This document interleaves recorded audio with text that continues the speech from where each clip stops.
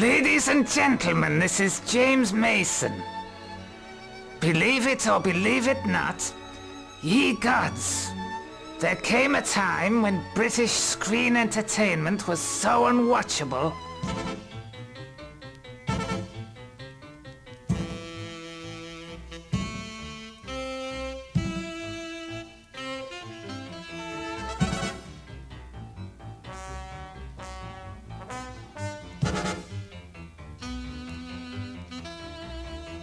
So unwatchable, people increasingly began to fashion their own.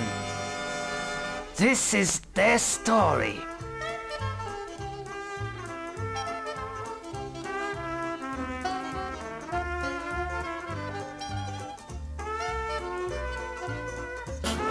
Horace, would you bring the Bentley round? I see no reason to stay here. Bentley? That's what she said.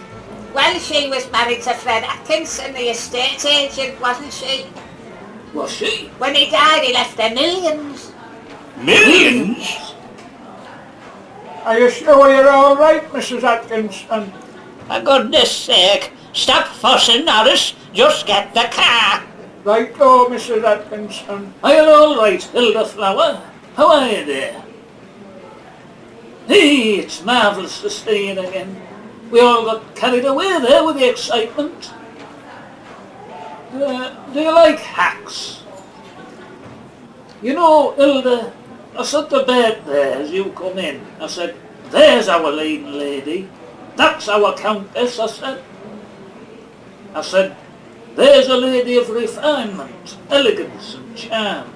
A lady with a natural affinity to the character, with all the bearing of the nobility. Well, of course. Hilda, I see you as our very own Catherine Hepburn. I really do. Please say you'll join us and make our happy film group complete. Catherine Hepburn, you say? I always thought of myself as more Sophia Loren. That's who I meant, eh? There's only you could play the Countess, Hilda. But I thought there were to be auditions. What if someone else? Just a paper exercise, just to keep that lot happy. The part's yours for the taking, dear.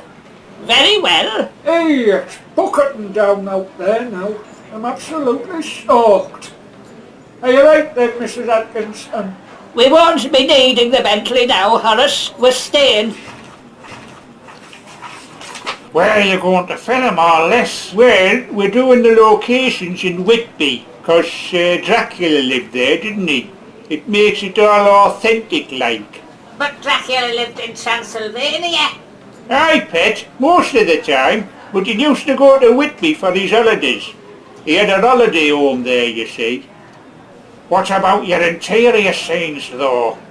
Where are you building your sets? Well, we wanted to build them in here, but we wouldn't be able to leave them standing, 'cause other buggers want to be in, doing cookery and bingo and all that tripe.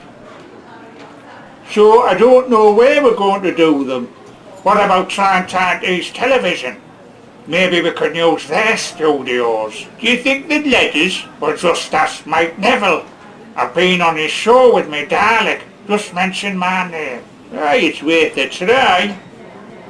So we're planning to do some test filming at the old quarry on Wednesday. But it's going to cost 40 quid to hire the van.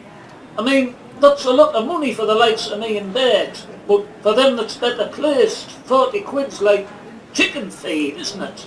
Peanuts. Well, all I can say is that anyone who can afford to call £40 peanuts must be very well-to-do. We pensioners have been very poorly treated by this government, not to mention the current economic climate. That's right, Mrs Atkinson.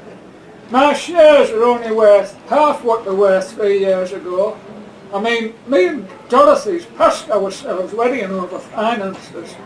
Since I retired, my pension's only 60,000 and Dorothy's only on 30 grand a year. When you add it up, it's not much, is it? Put your money in .com firms, they said. Put your money in .com. So I did, and I lost over 100 grand. Still, at least you get your free TV licence and your winter heating allowance. Oh yes, you have to grab all you can, don't you? Well, me and Dorothy don't get those things. You and Dorothy aren't pensioners.